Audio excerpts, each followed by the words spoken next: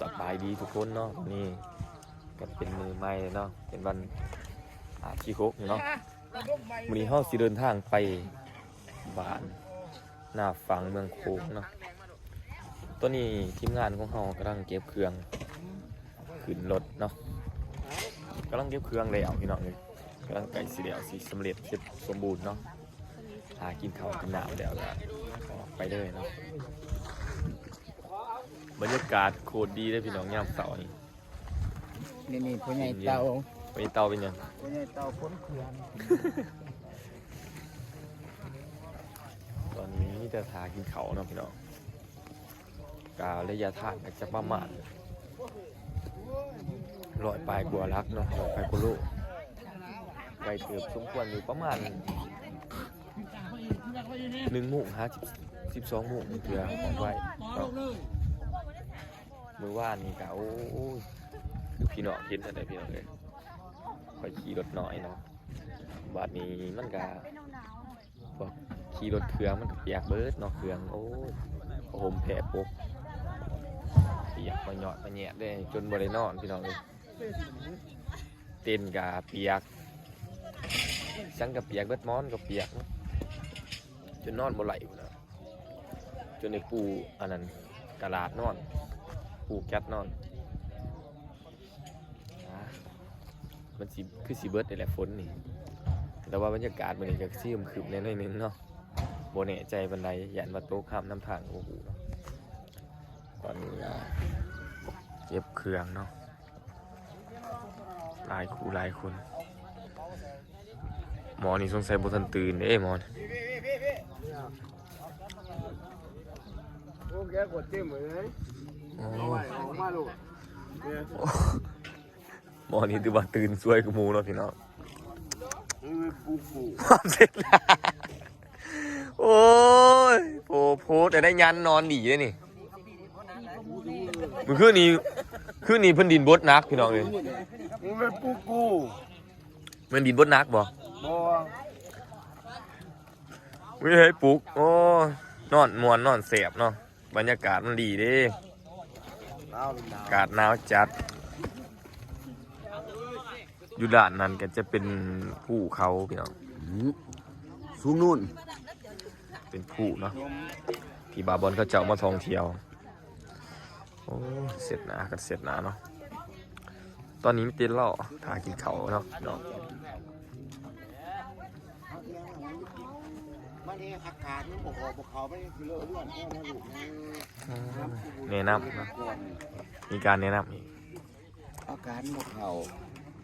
โอ้ขึ้น ละจ้า คืนนี้คือสีนักไม่แห้งเนาะคืนนี้เราะเสียงกินบ่มี ไหนน้องจนเสียงก็บ่มีผัวก็บ่มาเบิ่ง พวกกับบ่เบิ่งบ่แย่งเนาะ โอ้ยผัวก็ไปหาโลเสื่องเหยียบขี่มาพร้อม เหยียบขี้ได้สาดอีกมันเป็นเบาๆเลยเนาะ เป็นเรื่องจริงเลยนี่ ไปรอขี่ไปเหยียบขี่มานำผัวก็ ให้เขาเกือกเอ้าบ่นี่ ตรง เป็นพูดเป็นโพ ตรง นี่ก็บ่เบิ่งดุเบิ่งผัวเนี่ยโอ้เมีย2 คนเบิ่งผัวบ่กลุ่มเลยไปเหยียบขี้เข้ามาตอนนี้ไก่สิสมบูรณ์เลยพี่น้องถ้าจะกินเขาวนำเจ้าภาพเนาะเพื่อจะเดินทางไปทำการแสดงอีกบนไม้เนาะวัดสีเดียวนี่ก็บ่แม่นง่ายเลยพี่น้อง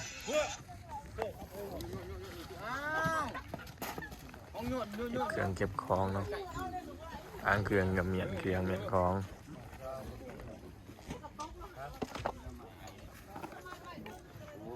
ไปใส่เนาะ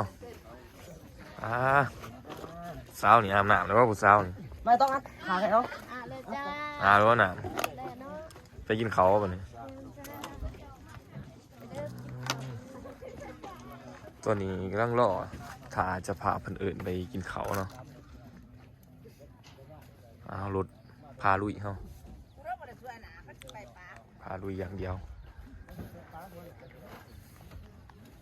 ชื่อว่าอยู่ทงไฮทงหน้าเซนเก่าเซนเคยนะพี่น้องเพราะว่ามันจะเป็นบุญจะผ่าพอเดียวมือแรกนี่จะเป็นบุญอันนั้นเนาะ มื้อแรกนี้จะเป็นบุญเบิดบาทเนาะจะเป็นบุญประจำปีครับเป็นบุญพระเบศพี่น้องเป็นบุญพระเบศเขาเนาะจะเป็นงานใหญ่มีงานการใหญ่อยู่แต่ว่าเป็นงานเจ้าภาพผู้เดียวจังไดกะซอยสมซอยแสได้อพี่น้องเด้อไปฮอดมื้อนี้ไปฮอดจะอัดคลิปให้เบิ่งเนาะสิอัดให้ทุกคนได้เบิ่งสิให้อันนี้ให้เห็นว่าหมู่บ้านแต่ละหมู่บ้านเป็นแบบไรเนาะให้เบิ่งบรรยากาศแบบธรรมศาสตร์เลยมึงเว้าหยังนี่ฮะมึงหันยังมีโทษอยู่ได้มึงหันเมียไข่บ่เบิ่งลูกเบิ่งเมียคิดว่าเอาดวงเด้อโอ้ยมึงคอนเทนต์ซื่อไข่ยาเจ็บคอเมียเจ็บคอบ่เบิ่งลูกเบิ่งเมียยาก็มีบ่ให้อมให้ยังอย่าอมอยู่ใส่ ยาหักเดียวนี่คนบางรายน่ะมึงเอาดวงเลยโอ้ยโผล่ดีๆนี่เขาแม่นช่องมึงหันเบิ่งเอาเด้อพี่น้องเบิ่งเอานี่ส้มน่ะยาอมยาเอ็มจังได๋เอาก็ยาอมดีเจ็บคอนี่อะเด้ผมไม่มาคอยว่าโอ้ย360องศาเลยกูก็ถ่ายปืนมึงถ่ายแต่น้อยเดียวมึงถ่ายกูถ่ายผมไม่มาคอยว่าโอ้ยพี่น้องนี่สิได้รีวิวเนาะนี่อันนี้มันเป็นหยังนี่มันเขียนมาจากไหนนี่โอ้อันนี้ส่งตีเมียวะแต่ข้าวอันนั้นอยู่วัดเซาดีไม่ถูกโอ้อันนี้ให้ฟังในเบื้องหันโอ้ยบ่เจอแต่ข้าวซักมันก็ซิดอยู่อันนั้นวัดเซาดีอันนี้ฟังนี้สะพอร้องมีเจอนี่โมนี้มาอยู่เนาะเป็นน้ำยันตัวนี้ร้องถ่ายกู360องศาคุณน้องนะโอ้เฮ็ดมึงเฮ็ดกูย่างกูนี่ก็วินเนี่ยโอ้ยจะเกินนะล็อกเตอร์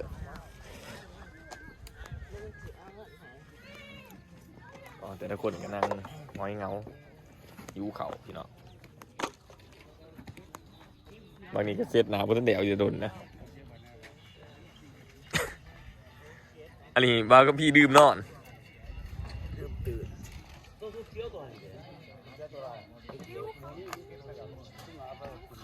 สาบกรรมตัวตึงในบกนี่นี่ตัวตึงเนาะ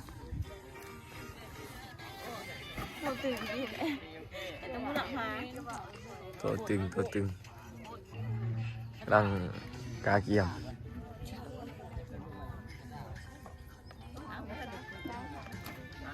ภาพบรรยากาศโอ้ทำลายซูซีแพ็กเกคนวอยเขาเนี่ย